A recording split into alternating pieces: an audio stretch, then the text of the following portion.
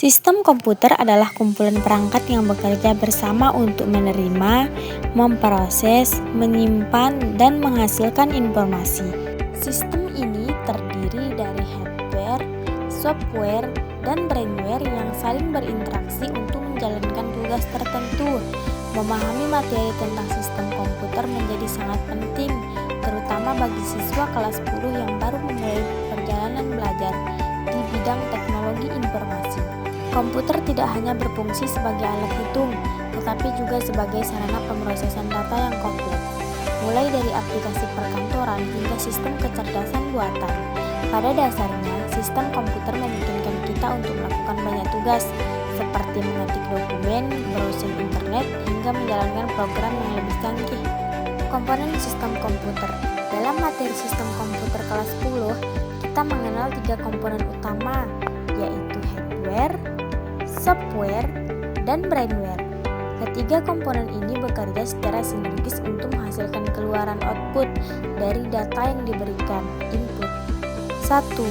Hardware, perangkat keras. Hardware adalah bagian fisik dari sistem komputer yang dapat dilihat dan disentuh. Berikut ini adalah penjelasan lebih rinci mengenai komponen hardware. 1. CPU. CPU adalah Central Processing Unit, disebut sebagai otak komputer karena berfungsi untuk memproses data dan menjalankan instruksi. CPU terdiri dari 3 bagian utama, yaitu Arithmetic Logic Unit, yaitu ALU, Control Unit, yaitu CU, dan Register. Fungsinya, ALU melakukan operasi aritmatika dan logika. Control Unit mengatur jalannya program dan mengontrol aliran data di dalam sistem. Register, penyimpanan sementara untuk instruksi dan data selama pemrosesan. 2. Memori, RAM dan ROM. RAM adalah Random Access Memory, penyimpanan sementara yang berfungsi menyimpan data yang sedang digunakan. Data di RAM akan hilang saat komputer dimatikan. ROM adalah Read Only Memory, memori yang menyimpan instruksi dasar yang tidak bisa diubah dan tetap ada meskipun komputer dimatikan. 3. Storage. Storage adalah penyimpanan. Bagian dari storage: 1. Hard drive atau HDD, dan Solid State Drive atau SSD, media penyimpanan utama untuk menyimpan data secara permanen. 2. Optical drive, CD atau DVD, digunakan untuk membaca dan menulis data pada cangkram optik. 3. Flash drive, media penyimpanan portable yang menggunakan memori flash. Komponen terakhir dari hardware yaitu perangkat input dan output. Input seperti keyboard, mouse, scanner, dan webcam untuk memasukkan data ke komputer. Output seperti monitor, printer, dan speaker yang digunakan untuk menampilkan data hasil pemrosesan. Software, perangkat lunak. Software adalah sekumpulan instruksi yang mengatur dan mengontrol cara kerja hardware. Software dapat dikategorikan menjadi 2 jenis utama. 1. Sistem operasi, operating system. Contoh termasuk Windows, MacOS, dan Linux. Sistem operasi berfungsi sebagai penghubung antara hardware dan software aplikasi. 2. Aplikasi, application software.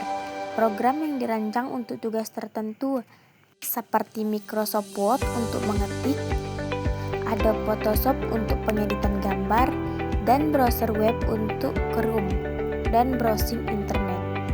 Selain itu, terdapat juga utility software yang membantu memelihara sistem komputer, seperti antivirus, defragmenter, dan backup tools. Yang terakhir nih teman-teman. 3. Brainware, pengguna. Brainware itu apa sih? Ada yang tahu nggak? Brainware adalah manusia yang mengoperasikan dan menggunakan komputer. Tanpa brainware, hardware, dan software tidak akan dapat berfungsi. Brainware bisa berupa pengguna akhir, operator, atau teknisi yang merancang dan memelihara sistem. Mau lanjut apa enggak nih? Oke, kita lanjut. Fungsi sistem komputer. Setelah memahami komponen-komponennya, berikut adalah fungsi utama dari sebuah sistem komputer. 1. Menerima input. Komputer menerima data dari pengguna melalui perangkat input. 2. Memproses data. CPU memproses data yang diterima menggunakan instruksi dari software. 3. Menyimpan data. Data hasil pemrosesan dapat disimpan di media penyimpanan seperti hard drive atau SSD. 4. Menghasilkan output. Komputer menampilkan hasil dari pemrosesan melalui perangkat output seperti monitor atau printer. 5. Mengontrol sistem.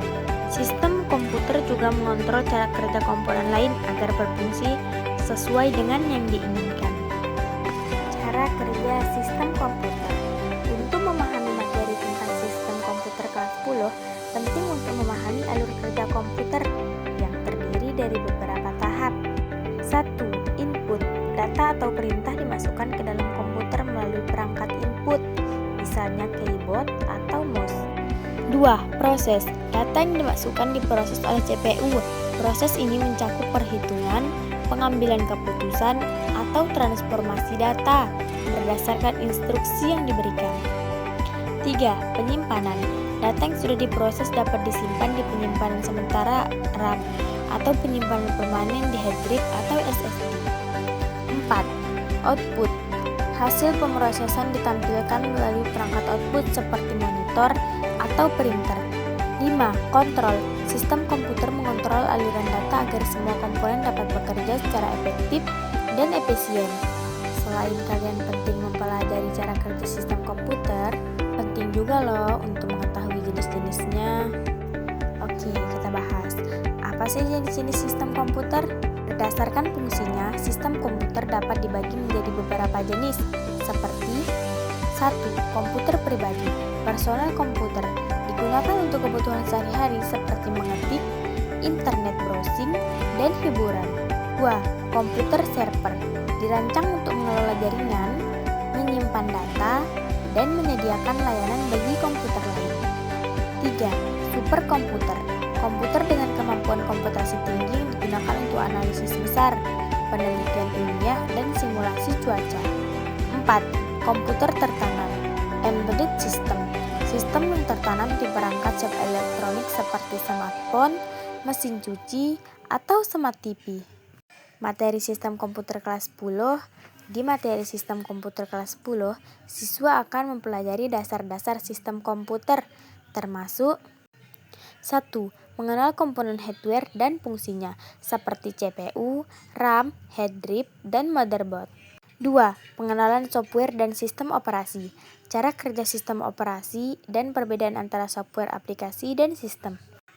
3. Konsep dasar jaringan komputer, memahami dasar-dasar jaringan seperti pengertian LAN, WAN, dan internet.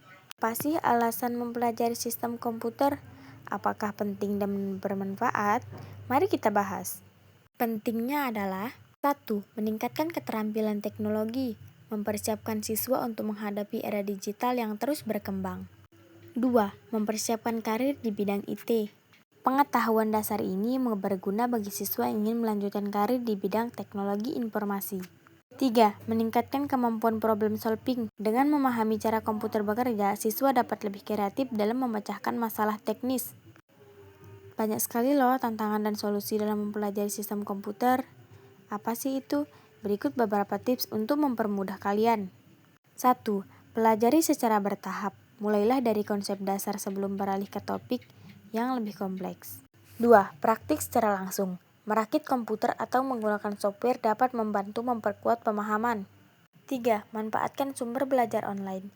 Gunakan tutorial video, buku, atau artikel online sebagai referensi tambahan.